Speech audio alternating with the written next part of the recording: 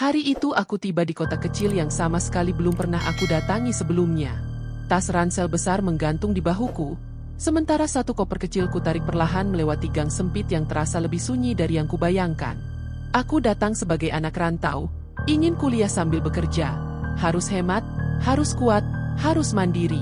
Karena itu aku mencari kontrakan paling murah yang bisa kutemukan, meski letaknya agak jauh dari pusat kota. Teman lamaku bilang kontrakan ini sederhana, tapi lingkungannya tenang. Aku tidak menyangka yang ia maksud, tenang, ternyata adalah sepi. Bukan sepi biasa, tapi sepi yang membuat langkah kaki sendiri terdengar sangat jelas. Saat aku sampai, matahari hampir tenggelam. Langit memerah, dan cahaya senja menyapu bangunan kontrakan itu. Sebuah rumah kecil dengan dinding kusam, catnya mengelupas, dan atap yang tampak sudah lama tidak diperbaiki. Di belakangnya berdiri pohon mangga besar yang menaungi hampir separuh halaman. Pohonnya tua, tinggi, dan entah kenapa tampak seperti memeluk bangunan itu. Ketika aku membuka pintu untuk pertama kali, aroma lembab langsung menyergap hidung. Tidak terlalu busuk, tapi jelas tidak segar. Di ruang tamu hanya ada satu lampu redup yang berkedip-kedip seperti meminta diganti. Lantainya dingin, bahkan tanpa AC. Tapi bagiku yang sedang berusaha menghemat, semua itu masih bisa kuterima. Namun sejak kaki ini melangkah masuk, ada perasaan aneh yang tidak bisa kujelaskan. Seakan-akan ada sesuatu yang menatap dari sudut-sudut gelap rumah itu. Lebih tepatnya, seperti ada penghuni lain yang tidak suka aku datang. Aku mencoba mengabaikannya. Ah, sugesti aja, kataku dalam hati. Padahal, jika saja aku tahu apa yang menunggu malam itu, dan malam-malam berikutnya, mungkin aku akan memilih tidur di terminal daripada tinggal di kontrakan itu. Tapi saat itu, aku hanya anak rantau biasa. Tidak tahu apa-apa. Tidak curiga apa-apa. Dan sama sekali tidak menyadari bahwa kontrakan yang kutempati bukan cuma dihuni oleh manusia. Malam pertamaku di kontrakan itu benar-benar tidak seperti yang kubayangkan. Setelah membereskan koper dan sekadar menyapu lantai, aku berniat tidur cepat karena besok harus mulai mencari pekerjaan. Aku matikan lampu ruang tamu untuk menghemat listrik. Lalu masuk ke kamar yang hanya diterangi cahaya remang dari lampu jalan yang menembus lewat jendela. Awalnya semua terasa normal. Hanya suara jangkrik dan angin pelan yang masuk lewat lubang ventilasi. Tapi sekitar pukul 11 malam, ketika aku hampir terlelap, tiba-tiba terdengar suara aneh. Gesrek, gesrek. Seperti kain panjang yang diseret di lantai. Suaranya jelas, pelan tapi berat, dan yang paling mengganggu, ritmenya sangat teratur, seolah-olah sesuatu sedang bergerak perlahan, menyeret tubuhnya. Aku langsung membuka mata, menahan napas. Paling tikus, pikirku. Tapi segera aku sadar, itu bukan suara tikus. Tikus itu berisik, langkahnya cepat. Sedangkan ini, seperti sesuatu yang melintasi lantai dengan tubuh yang kaku. Suara itu terdengar di ruang depan, lalu berhenti. Beberapa detik kemudian, bunyinya muncul lagi, tapi lebih dekat. Gesrek, gesrek. Jantungku mulai berdetak cepat. Aku duduk di tempat tidur, menajamkan pendengaran. Lalu, suara itu berhenti, tepat di depan pintu kamarku. Benar-benar persis di depan pintu. Aku tidak berani bergerak. Tiba-tiba tercium bau anyir yang asing, seperti tanah basah bercampur darah atau bangkai kecil yang baru digali. Bau itu merayap masuk ke kamarku melalui celah pintu. Aku mencoba menahan napas sambil meraih ponsel. Jari-jariku gemetar. Ingin rasanya menelepon seseorang, siapa saja. Tapi aku takut suara dering membuat sesuatu di luar sana tahu bahwa aku terjaga. 5 menit berlalu, terasa seperti 1 jam. Lalu perlahan, suara itu menjauh. Pelan, sangat pelan. Gesrek, gesrek. Aku akhirnya bisa bernapas lagi. Itu malam pertama yang membuatku sadar, kontrakan itu menyimpan sesuatu yang tidak ingin dibiarkan begitu saja. Dan malam itu, baru permulaan. Paginya, setelah mengalami malam yang rasanya seperti mimpi buruk, aku bangun dengan kepala berat. Tidurku tidak nyaman, berkali-kali terbangun karena takut suara itu kembali. Tapi pagi itu sunyi dan terang, membuatku sedikit lebih tenang. Aku keluar rumah untuk mencari sarapan dan sekadar menghirup udara segar. Di depan kontrakan, aku melihat seorang perempuan parubaya sedang menyapu halaman rumahnya. Rambutnya dicepol rapi, Wajahnya ramah tapi ada sorot waspada di matanya. Namanya Burina, salah satu penghuni lama di gang itu. Beliau menoleh ketika melihatku. "Oh, kamu penghuni baru di kontrakan itu ya?" Tanyanya sambil mengarahkan dagunya ke rumah yang kutinggali. Aku mengangguk sambil tersenyum. "Iya, Bu. Baru semalam masuk." Tiba-tiba sapuan-sapunya berhenti. Ia diam sejenak, lalu berkata dengan suara yang lebih pelan, hampir seperti bisikan. "Semalam, tidurmu gimana?" Pertanyaan itu membuatku merinding. Biasanya orang bertanya soal betah atau nyaman, bukan soal tidur. Aku tertawa kecil untuk menyembunyikan kegugupan. "Lumayan, Bu, cuma agak ada suara-suara." Burina menatapku lama, lalu mendekat. Nadanya berubah serius. "Nak, kalau malam jangan buka pintu, ya?" Aku spontan bertanya, "Maksudnya kenapa, Bu?" Beliau tidak langsung menjawab. Ia menoleh ke sekeliling, memastikan tidak ada tetangga lain yang mendengar. Setelah yakin aman, ia kembali berbisik. "Kalau dengar ada yang ngetok, apalagi tengah malam, kamu diam saja. Jangan jawab. Jangan tanya siapa. Jangan buka sedikit pun." Bulu kuduku berdiri mendengar kata-katanya. Aku mencoba tersenyum sambil menelan ludah. "Emang, siapa, Bu?" Burina menunduk. Suaranya makin pelan. "Bukan siapa, tapi apa." Aku terpaku. Beliau langsung mengakhiri pembicaraan, seolah takut mengatakan lebih banyak. "Pokoknya, jaga diri. Kamu tinggal di tempat yang dulu pernah ada kejadiannya." Kata, "kejadian," itu menggantung di udara, membuatku semakin penasaran sekaligus ketakutan. Saat aku berjalan menuju warung untuk sarapan, kata-kata Burina terus berputar di kepalaku. "Kalau dengar yang ngetok, diam saja." Dan tanpa sadar aku bertanya pada diri sendiri, siapa atau apa yang biasa mengetuk pintu di malam hari? Malam itu hujan turun deras sejak maghrib. Angin kencang membuat daun-daun pohon mangga di belakang kontrakan berisik seperti ada yang sedang memetiknya satu persatu. Karena udara semakin dingin, aku memilih menyelesaikan tugas kuliah sambil menyelimuti diri dengan jaket tebal. Waktu itu sekitar pukul 9 malam. Awalnya tidak ada hal aneh. Hanya suara hujan, kadang diselingi petir yang membuat kaca jendela bergetar. Tapi tiba-tiba, di tengah suara hujan yang cukup keras, terdengar suara tok, tok, tok dari arah pintu depan. Aku menghentikan pekerjaan dan menoleh. Kupikir mungkin ada tetangga yang butuh bantuan atau salah satu warga gang ingin menitip pesan. Tapi ketika aku mendengarkan lebih saksama, ketukan itu tidak seperti ketukan orang. Ritmenya pelan, datar, dan terasa kosong. Tok, tok, tok. Iringan hujan justru membuat suara itu terdengar semakin jelas. Aku berusaha mengabaikannya karena teringat kata-kata Burina siang tadi. Tapi semakin aku diam, ketukan itu justru berpindah. Dari pintu depan, berpindah ke dinding samping. Tok, tok, tok. Aku mulai panik. Tidak ada orang di luar sana yang akan mengetuk dinding rumah jam segini. Dan ketukannya tidak seperti tangan, melainkan seperti sesuatu yang keras dan tumpul. Ketukan itu kemudian berpindah lagi. Kali ini ke jendela dekat ruang tamu. Tok, tok, tok. Suara itu keras, seperti sesuatu ingin masuk. Jantungku berdetak kencang. Aku merapatkan diri ke dinding kamar, mencoba mengingat doa apapun yang kupahami. Aku bahkan tidak berani mengintip jendela.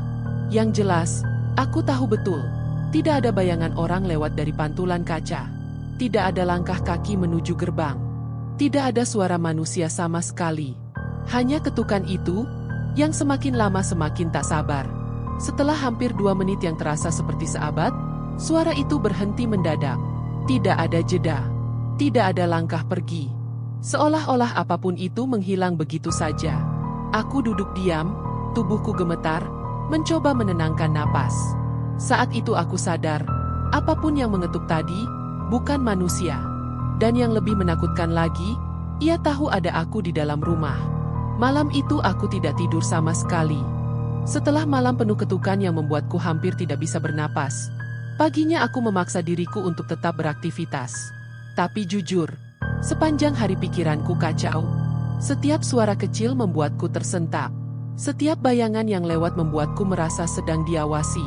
Meski siang itu panas terik, perasaan dingin di belakang leherku tidak hilang. Malamnya, sekitar pukul 3 dini hari, aku terbangun karena haus.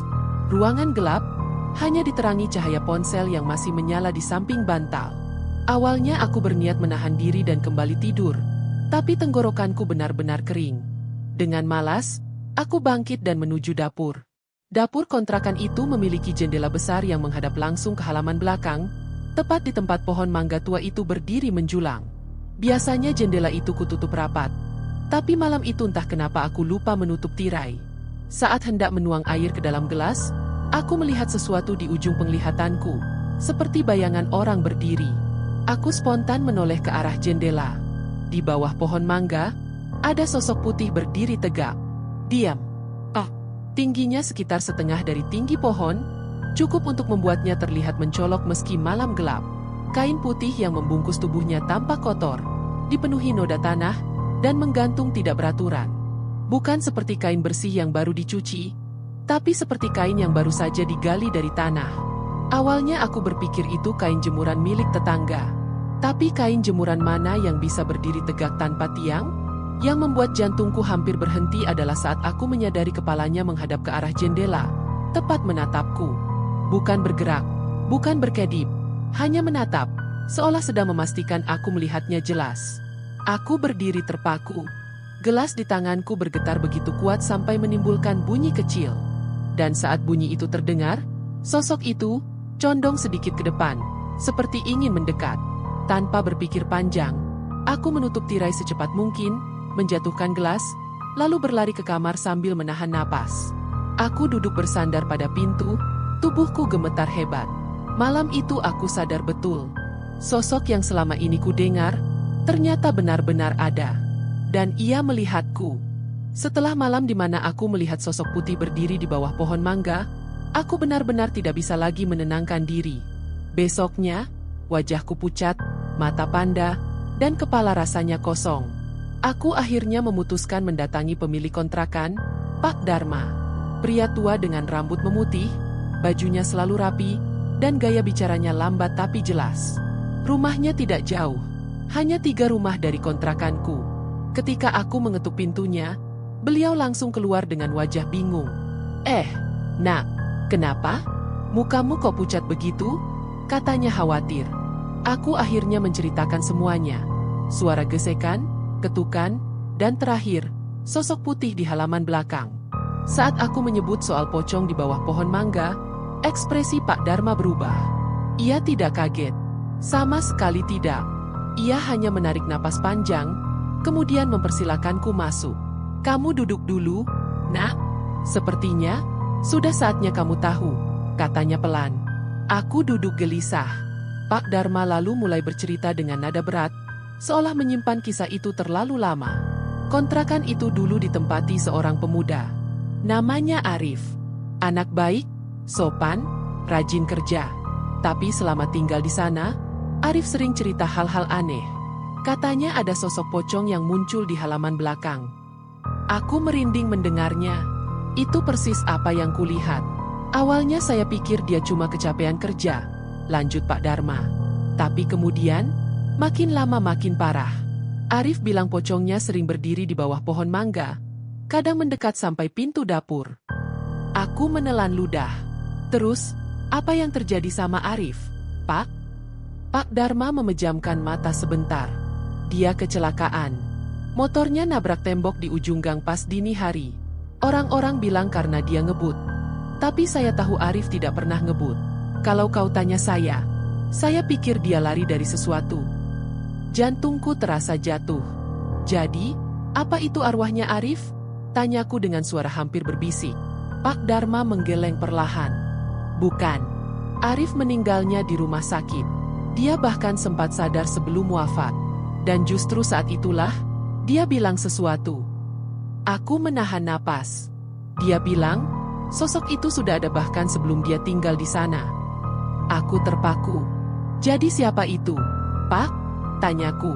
Pak Dharma menatapku lama. Entahlah. Yang jelas, pohon mangga itu sudah ada sejak sebelum kontrakan dibangun. Dan sejak dulu, ada cerita kalau seseorang pernah dikubur di sekitar sana. Ruangan tiba-tiba terasa jauh lebih dingin. Aku menunduk, tangan gemetar. Dan untuk pertama kalinya, aku sadar bahwa tempat yang kutinggali menyimpan kisah jauh lebih gelap dari yang pernah kubayangkan. Setelah mendengar cerita dari Pak Dharma, pikiranku benar-benar tidak tenang. Aku pulang ke kontrakan dengan langkah berat. Seperti ada beban yang menghimpit pundak. Setiap daun yang jatuh, setiap suara angin yang lewat, semuanya terdengar seperti peringatan agar aku segera pergi dari rumah itu. Namun uang tabunganku tinggal sedikit. Dan aku pikir, mungkin setelah tahu ceritanya, aku bisa lebih siap menghadapi apapun. Tapi malam itu justru menjadi malam paling aneh sejak aku tinggal di sana. Sekitar pukul 11 malam, aku sedang rebahan sambil mencoba menonton video untuk mengalihkan pikiran. Tiba-tiba aku menyadari bahwa suasana di luar terlalu sunyi.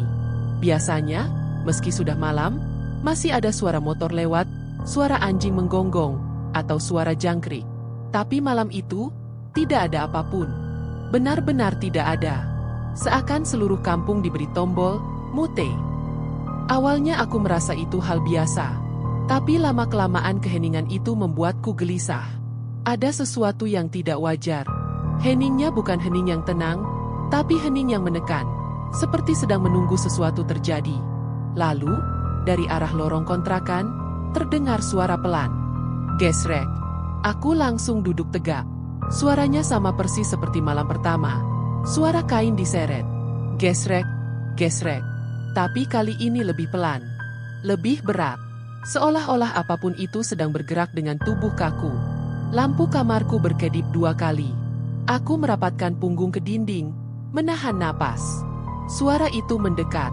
Dari lorong, ke dekat ruang tamu, lalu tepat di luar pintu kamarku. Aku menutup mulut dengan tangan agar tidak mengeluarkan suara. Lalu tiba-tiba jendela kamarku, yang tertutup rapat, ditotok dari luar. Perlahan. Berulang-ulang. Tok, tok, tok. Aku tidak berani melihat. Tubuhku gemetar hebat. Hening kembali menyelimuti ruangan setelah ketukan itu berhenti. Tapi kemudian sesuatu terjadi yang membuat darahku serasa hilang dari muka. Ada bayangan di bawah pintu kamarku. Bayangan seseorang berdiri. Tidak bergerak, tidak bergeser, padahal lorong gelap. Sejenak aku berpikir itu mungkin tetangga. Tapi siapa yang berdiri di depan pintu orang lain? Tengah malam, tanpa suara, bayangan itu diam cukup lama. Sampai-sampai aku hampir menangis ketakutan.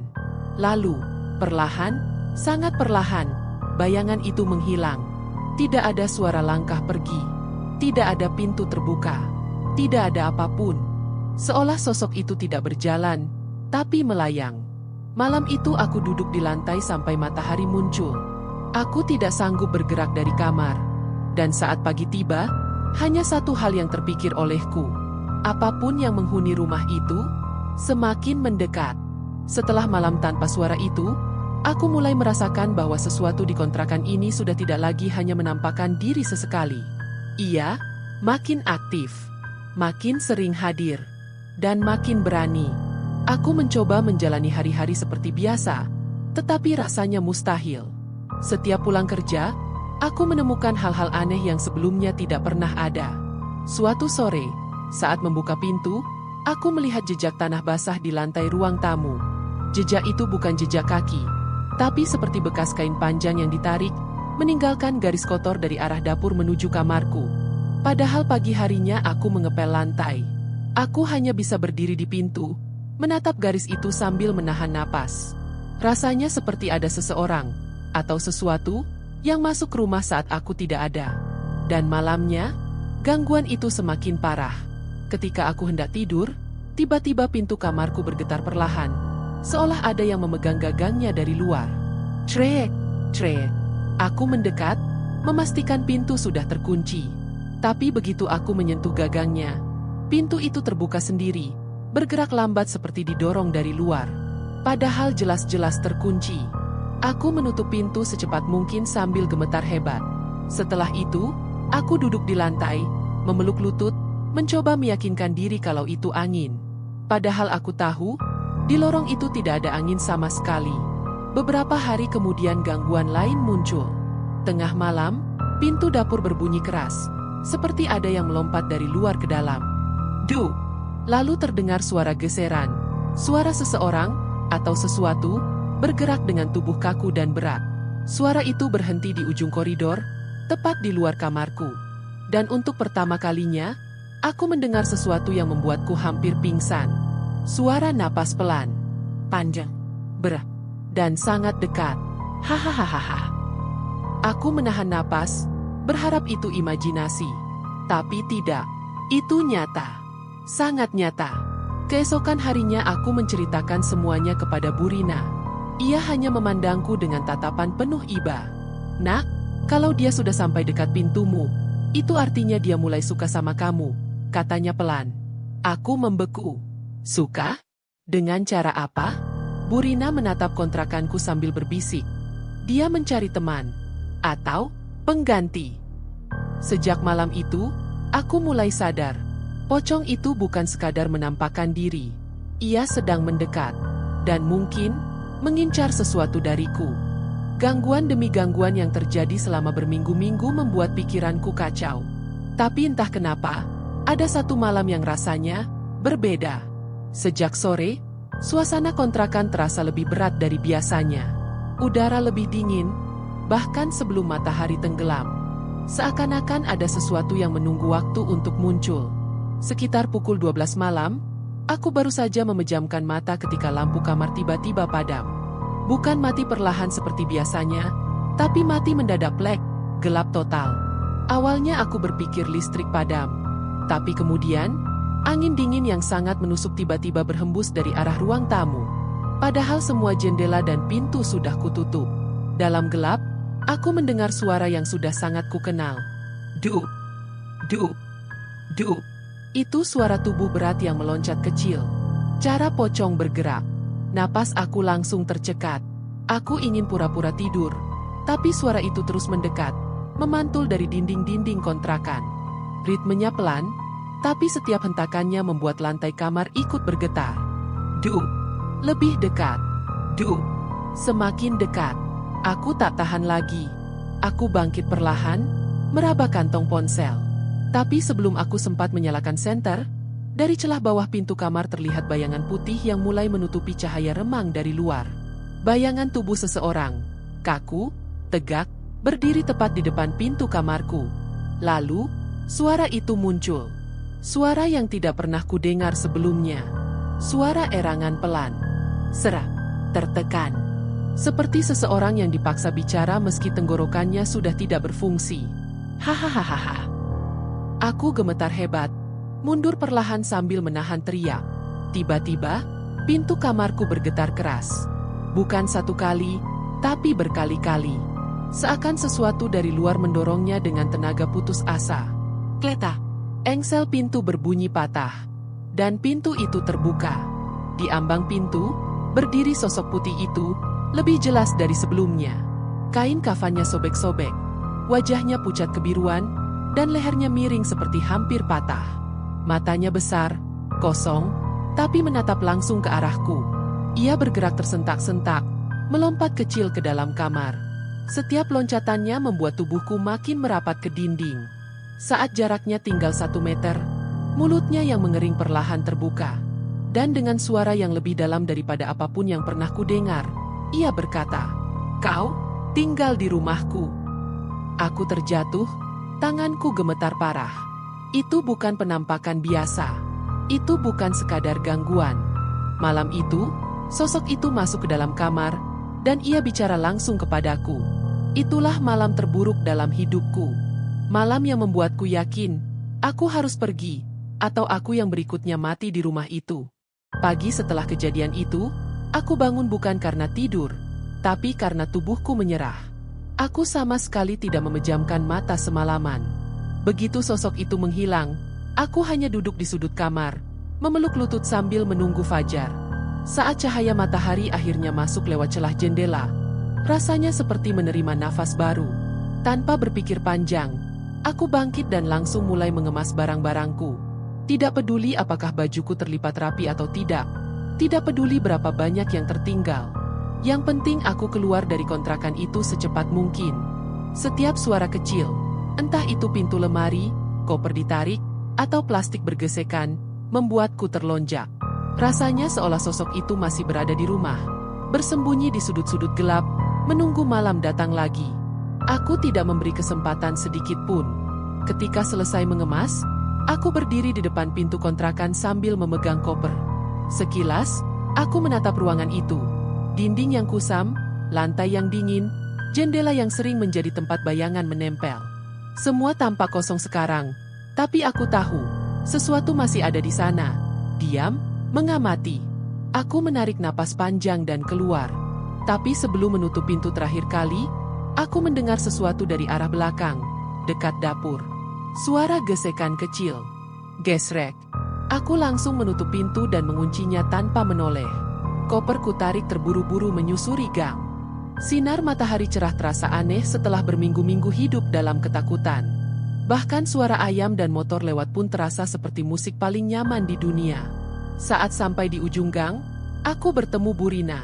Ia menatapku lama sebelum akhirnya berkata pelan, "Kamu akhirnya pergi ya, nak?" Aku mengangguk dengan napas tersengal. Tangannya menepuk bahuku perlahan. Syukur. Tidak semua orang bisa lolos dari rumah itu. Aku merinding, tapi tidak berani bertanya maksudnya apa. Aku hanya ingin pergi sejauh mungkin dari sana. Ketika aku melangkah meninggalkan gang itu, aku sempat menoleh sekali ke arah kontrakan. Pohon mangga tua itu berdiri diam, tertutup bayangan meski hari sudah terang. Dan untuk sesaat, aku melihat sesuatu di bawahnya. Sesuatu yang putih, berdiri tegak. Aku tidak menunggu untuk memastikan. Sejak hari itu, aku berjanji pada diri sendiri. Apapun yang terjadi, aku tidak akan kembali ke kontrakan itu. Dan jika ada orang lain yang tertarik untuk menempatinya, aku akan memastikan mereka tahu bahwa rumah itu tidak pernah benar-benar kosong.